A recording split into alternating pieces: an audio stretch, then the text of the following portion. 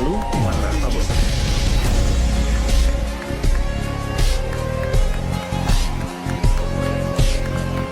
Fenomena tadi baru-baru ini sedang tren di berbagai sosial media. Setidaknya jenis konten tadi pernah lewat di timeline teman-teman, meski di-skip ataupun disimak dengan baik.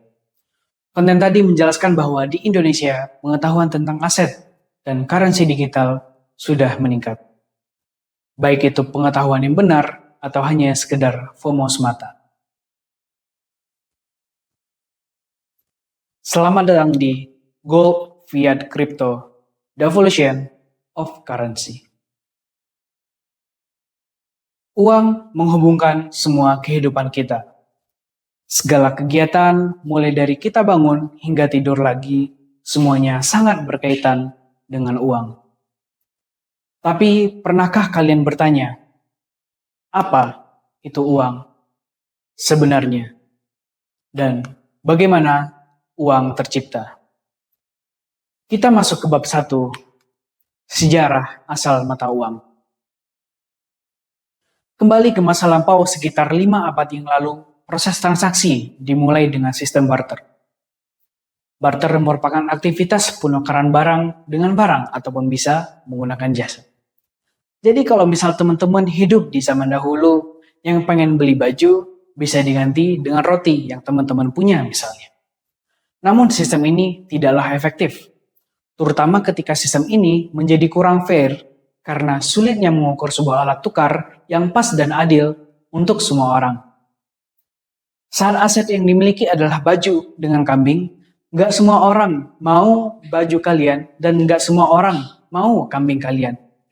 Kan nggak mungkin kalau misal kambingnya cuma diambil kepalanya biar impas kan? Berangkat dari permasalahan tidak pas dan tidak adilnya sistem tersebut, seluruh dunia mulai menggunakan logam mulia sebagai alat tukar, terutama emas dan juga perak. Kenapa emas dipilih menjadi alat tukar?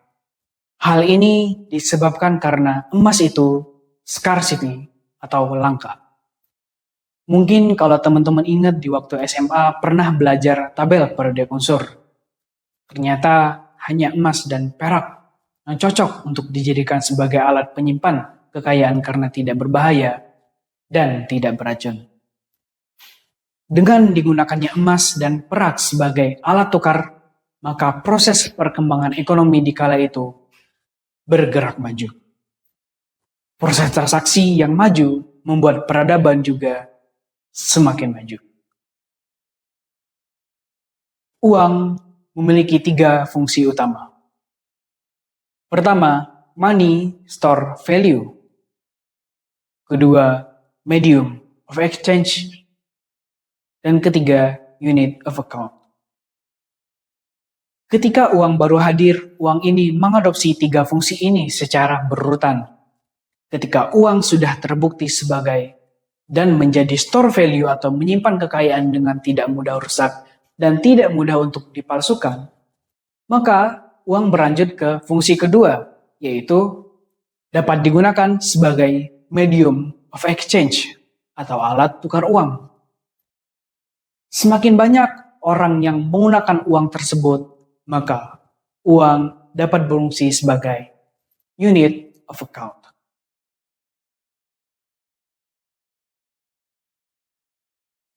Uang basisnya adalah alat untuk menukar waktu.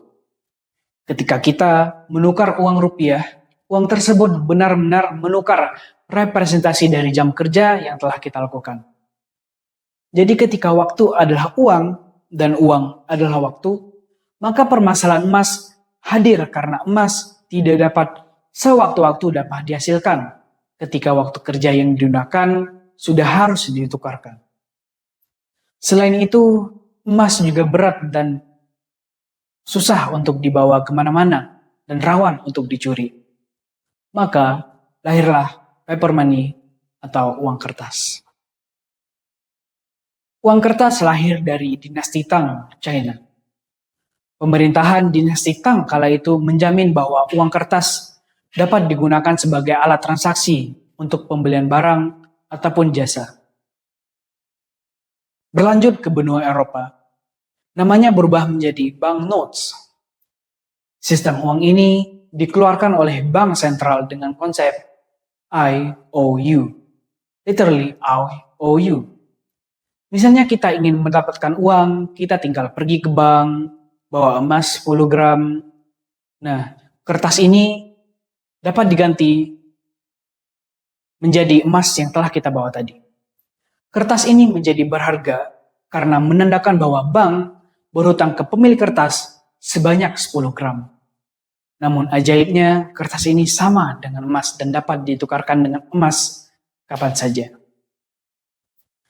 Masalah dengan mata uang yang di-backing dengan emas atau gold standard money adalah kita membutuhkan trust atau kepercayaan kepada bank untuk tidak menerbitkan mata uang yang melebihi cadangan emas yang ada.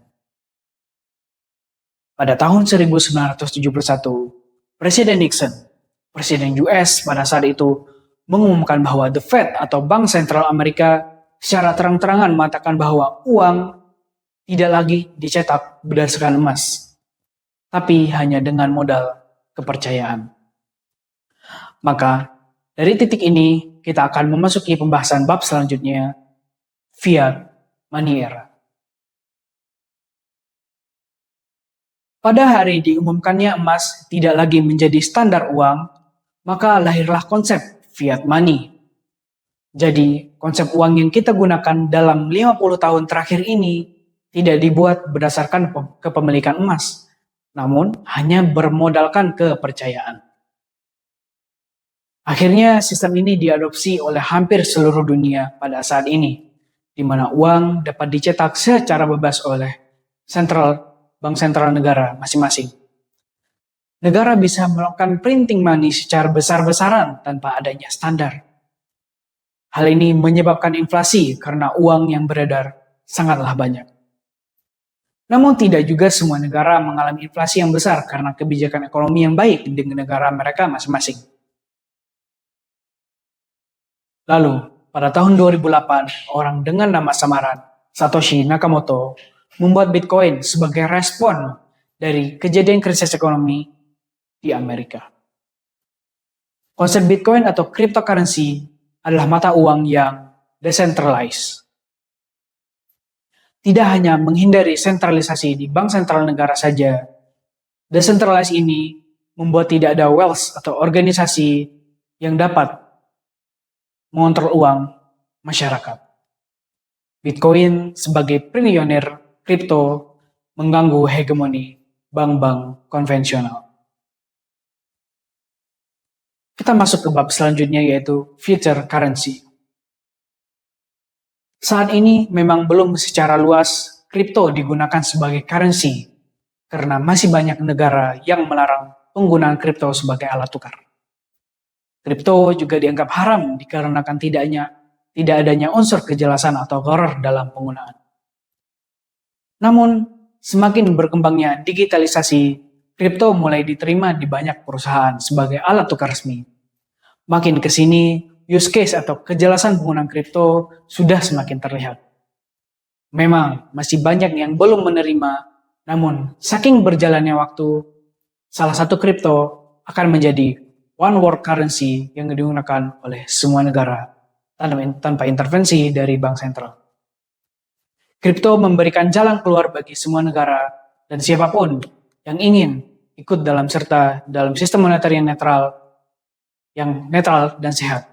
Kripto memberikan konsep uang komoditas di zaman modern dengan kekuatan tambahan dari internet dan komputasi distribusi atau blockchain yang menjaga keamanan mata uang.